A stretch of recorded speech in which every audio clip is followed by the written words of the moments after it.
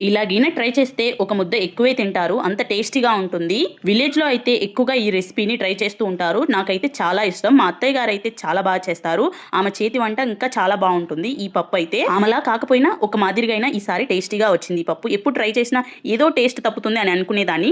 ఈసారి కుక్కర్‌లో కాకుండా ఇలా ఉడకబెట్టి ట్రై చేశాను. చాలా టేస్టీగా వచ్చింది. ఫస్ట్ కందిపప్పుని కడిగేసుకొని నేను ఒక బౌల్ కందిపప్పు తీసుకున్నాను. దాన్ని కడిగేసుకొని వాటర్ పెట్టేసుకొని పసుపేసుకొని ఉడికించుకోవాలి.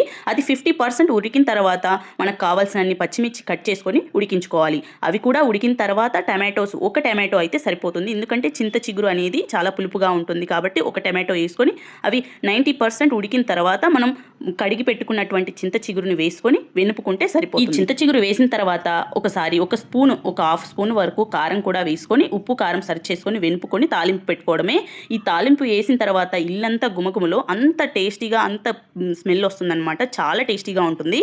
అయినా పప్పు ఎప్పుడు ఇలా ఉడికించుకొని చేసుకుంటే బాగుంటుంది కదా, కుక్కర్లో కంటే కూడా చాలా టేస్టీగా ఉంటుంది ఇలా చేసుకుంటే.